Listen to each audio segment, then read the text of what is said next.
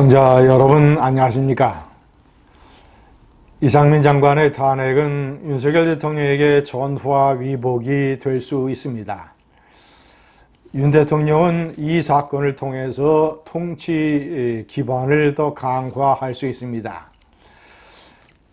그것은 이 야당 세력의 이런 움직임이 국민의 일반 정서에 상당수를 얻지 못하고 또 법률적 논리적으로 무리한 수이기 때문입니다. 더군다나 전체적으로 사회의 정서가 이태원 사고의 유가족들이 벌이고 있는 무리한 행태, 요란하게 슬픔을 강요하고 요란하게 추모를 압박하고 이런 식에 대한 것에 국민들의 반감이 날로 높아지고 있기 때문에 전체적인 분위기가 윤석열 대통령에게 결코 불리하지 않습니다. 세 가지 요건을 한번 정리를 해봤습니다. 첫 번째, 탄핵이 기각될 가능성이 대단히 높습니다. 헌법재판소에서 탄핵 실무를 담당을 했던 그런 변호사들에 따르면 몇 가지 결정적인 하자가 있다는 것입니다. 우선 첫 번째, 탄핵이라고 하는 것은 지금 이상민 장관 탄핵은 헌정 75년 사상 국무위원 탄핵으로는 처음입니다. 그러니까 탄핵은 헌법과 법률에 대한 중대한 위반이 있어야 되는데 중대하다고 판단될 만한 그런 구체성이 없다는 것입니다. 자, 우선 법률로 따지고 보면 재난관리법을 재난대처의 주무장관으로서 위반했다는 것인데, 재난관리법을 명백하게 위반을 했으면 경찰청의 특수수사본부가 이상민 장관을 불구속 송치를 했어야 합니다. 그러나 현재 이 사건과 관련돼서 송치된 가장 최고 책임자는 경찰청장입니다. 불구속. 그리고 구속은 용산구청장과 용산경찰서장. 때문에 이상민 장관이 재난관리법을 위반을 했으면 업무상 과실치상죄가 적용이 돼서 송치되어야 되는데 경찰의 수사 결과 그는 무혐의 불송치됐다. 자, 그리고 국가공무원법상의 예를 들자면 직책을 성실하게 수행을 해야 된다라고 하는 성실의 의무, 자, 이것을 위반했다는 것인데, 직책 수행의 성실성 여부는 헌법재판소의 탄핵 판단의 대상이 되지 않는다라는 것이 자, 노무현 대통령 탄핵 때와 박근혜 대통령 탄핵 때 헌법재판소가 분명하게 판시를 했습니다. 법을 중대하게 위반했느냐가 문제이지 직책을 성실하게 수행했느냐 여부 이런 것들은 공무원의 징계 사유는 될 수 있을지언정 탄핵 대상은 되지 아니한다. 자, 국가공무원법상의 품위 유지 규정 위반이라는 주장, 세월호 사건 초기에 경찰과 소방의 인력을 배치했었다고 해서 해결된 문제가 아니었다라고 해서 사실상 부적절한 발언을 했던 이상민 장관. 그러나 그는 그것을 국회에서 여러 차례 해명하고 사과했습니다.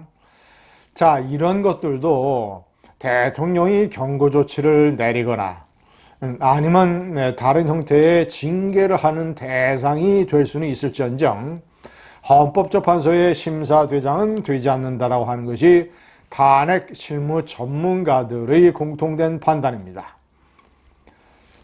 자, 그렇다면 이상의 사안으로 봤을 때 이상민 장관의 탄핵은 기각될 가능성이 대단히 높습니다. 자, 그리고 기각이 되면 이거는 윤석열 대통령의 제가 이번에 명시를 했습니다만은 윤석열의 브랜드 뚝심이라는 브랜드를 다시 한번 입증을 해주고 강화시켜주는 것이 될 것입니다. 윤석열 대통령은 이상민 장관이 행정적 법률적 책임이 없다. 때문에 야당의 정치 공세나 대중의 파퓰리즘으로 그를 자르는 것은 몇 가지 우려가 있다는 판단을 했음직합니다.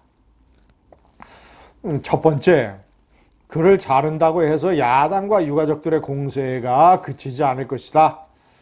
두 번째, 장관을 해임함으로써 이태원 사고의 성격을 실제보다 너무나도 부풀려서 큰 것으로 만들어서 통치에 부담이 되고 사회에 혼란을 주며 반대 세력의 투쟁 빌미로 제공하게 된다.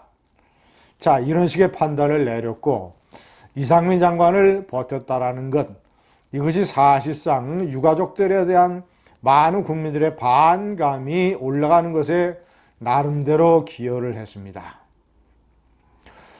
시청자 여러분, 윤석열 대통령의 브랜드는 뚝심입니다.